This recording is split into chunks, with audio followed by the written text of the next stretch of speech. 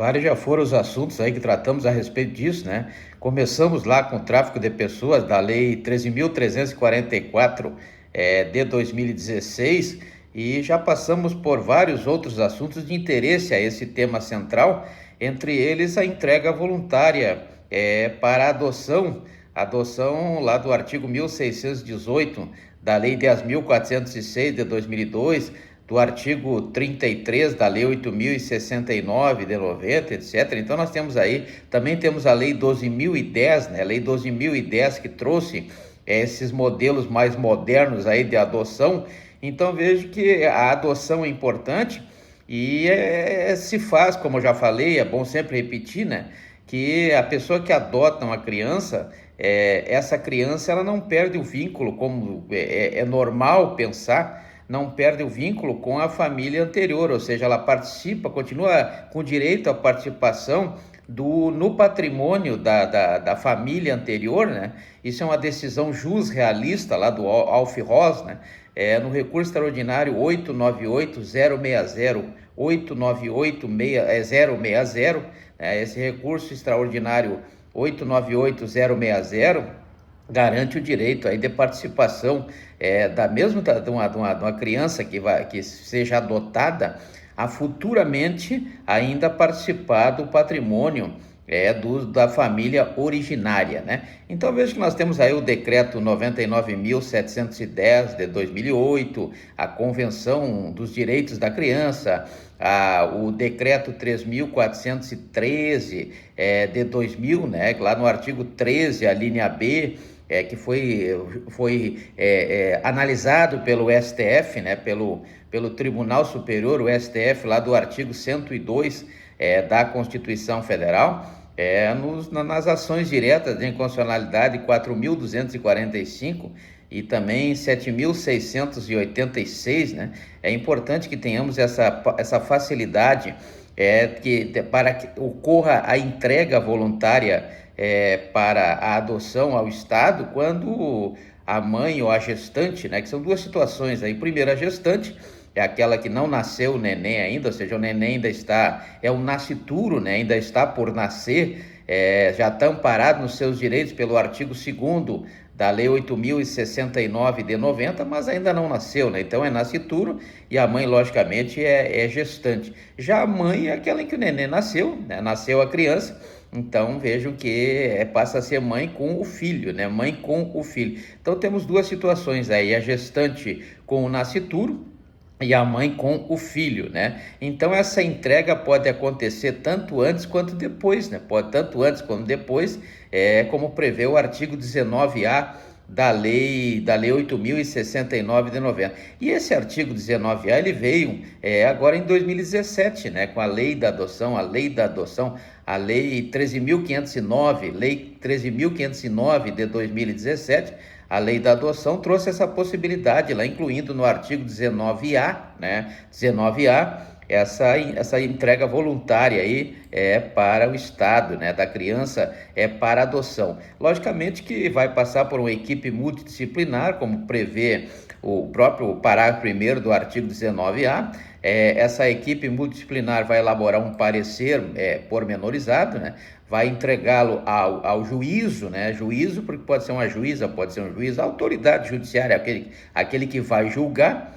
E aceitando esse parecer, vai enviar aí para o SUS, né, que é o Sistema Único de Saúde, da Lei 8.080 de 90, e também vai enviar essa família ou essa mãe para o Sistema de Assistência Social, lá do artigo 203 da Constituição Federal, que é regulamentado aí pela Lei 8.742 de 93, né? O SUS é um Sistema Único de Saúde que regulamenta ou regula, né, o sistema de saúde, o direito à vida e tal, lá do artigo 196 da Constituição Federal.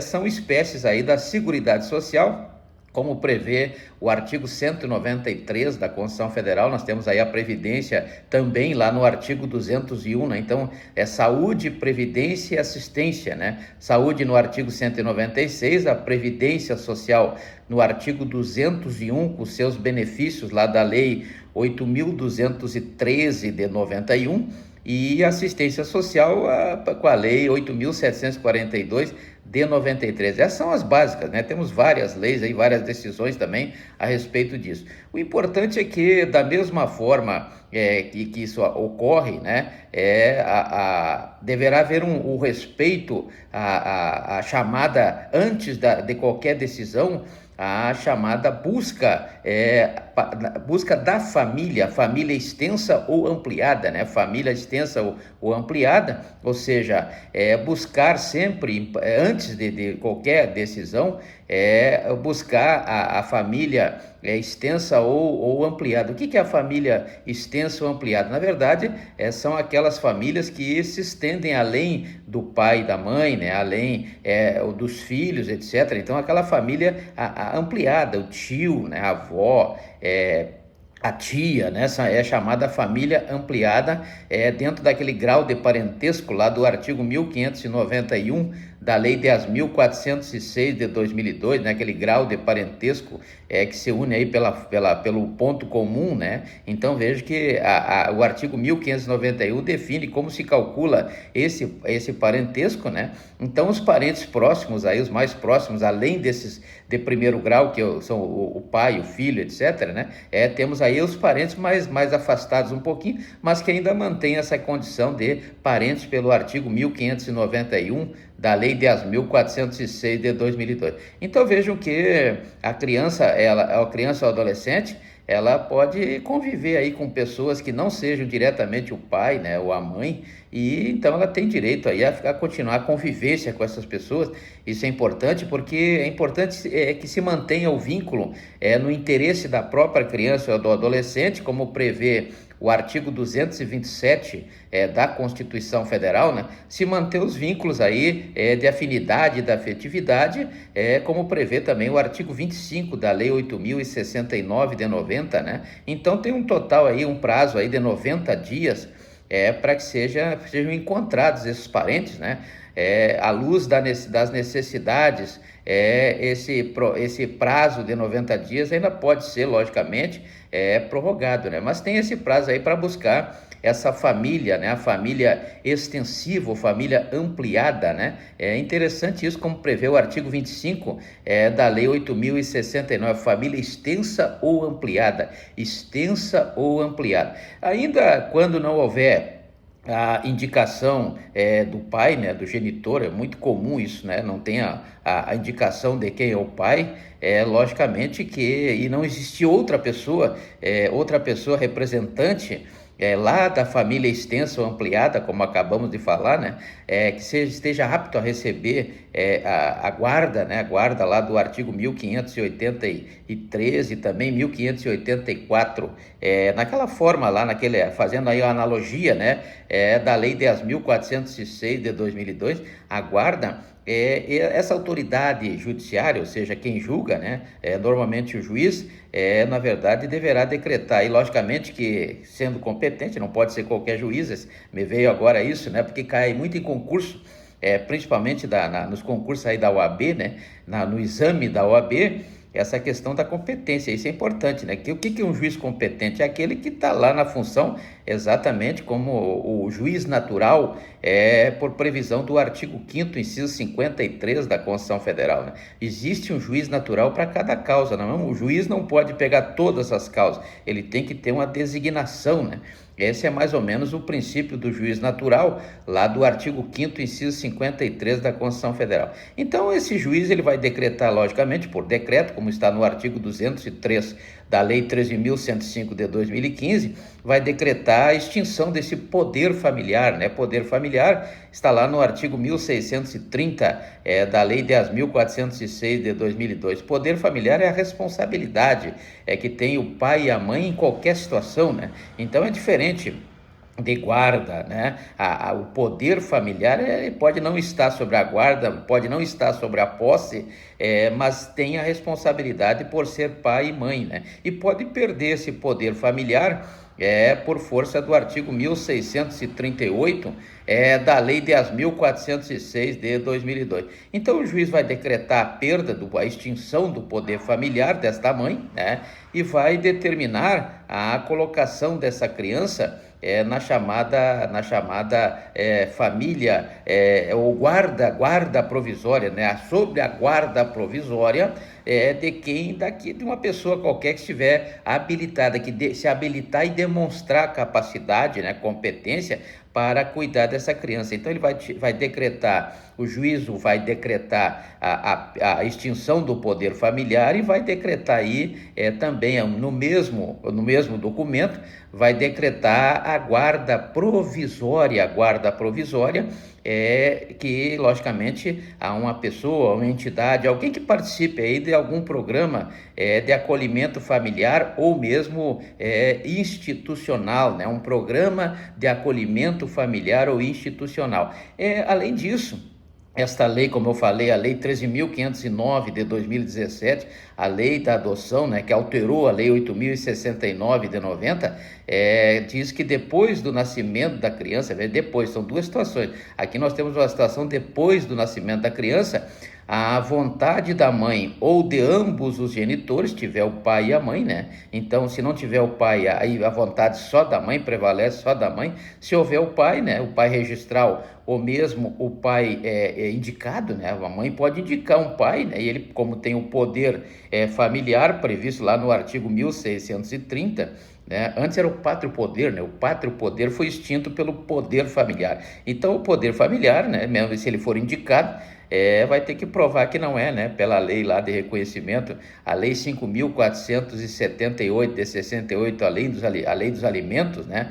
Ou a Lei 8.560 de 92, deve fazer o teste DNA e tal, né? E verificar se é pai ou não. Olha a confusão que gera na vida da pessoa, né? Mas é importante esse reconhecimento em função disso, né? Então, esse pai, seja ele registrar ou indicado, na verdade eles serão serão intimados para uma audiência, né?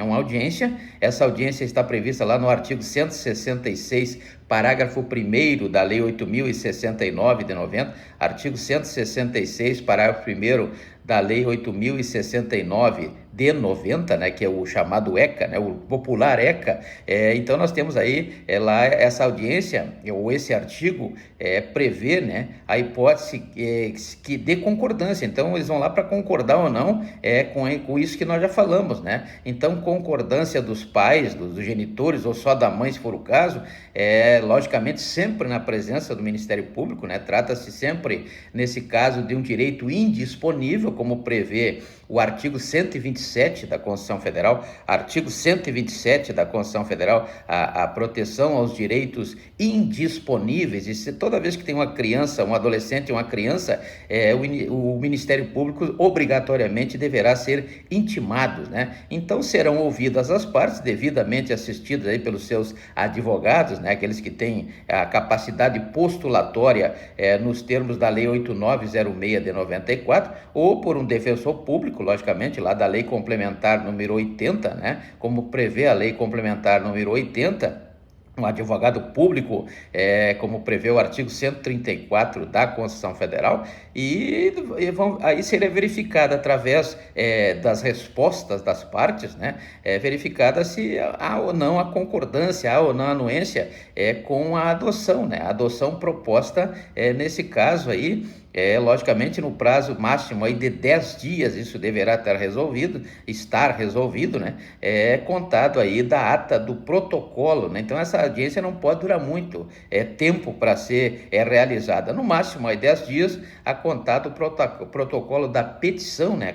Aquele pedido lá do artigo 319 da Lei 13.105 de 2015, né? Da petição, ou mesmo se não da entrega, aí a entrega da criança em juízo. A mãe vai lá, entrega voluntariamente a criança em juízo, e a partir dessa data em que chega essa criança no juízo, tem o prazo aí de 10 dias para marcar essa audiência, né, para ver se concorda ou não, colocá-la para adoção, né? Então vale dizer, logicamente, que deverá ser garantido aí, ou o juiz deverá garantir, uma função do juiz, né, o sigilo sobre a entrega. Então veja que não pode estar falando aí, colocando no jornal, etc. Então tem que ter um sigilo, né? Pouco se sabe disso em função exatamente desse sigilo, né? Principalmente da audiência, como prevê o artigo 5º, inciso 60 da Constituição Federal. Artigo 5º, inciso 60 da Constituição Federal. Ademais, logicamente, vale aqui frisar, né, que na hipótese, ou uma hipótese em que nem o genitor e nem um representante, né, da família extensa ou ampliada aparecer nessa audiência, né, não apareceu ninguém na audiência, pode acontecer de não aparecer ninguém na audiência, né, para confirmar se concordo ou não com os termos da adoção, os termos da adoção, a intenção de exercer o poder familiar ou a guarda, né? Se eles chegarem lá e demonstrarem, nós temos a intenção de assumir a guarda, nós temos aí a intenção de assumir os compromissos do poder familiar, né? A autoridade judiciária, logicamente, suspenderá o poder familiar da mãe,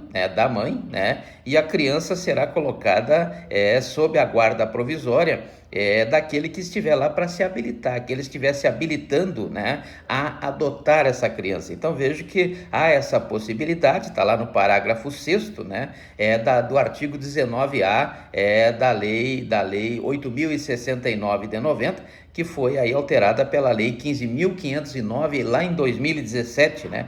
Permite aí então a entrega voluntária para a adoção das crianças, tanto as que não nasceram ainda, né? O chamado nascituro, quanto aqueles que já nasceram, que são os filhos, né? Então, quem é que pode entregar? Ou a genitora, né? Ou a mãe, né? Então, nesse caso, prevê o artigo 19A da Lei 8.069 de 90, o chamado Estatuto da Criança e do Adolescente. Vamos dar uma paradinha e continuaremos aí a última parte desse tema, né? No próximo encontro.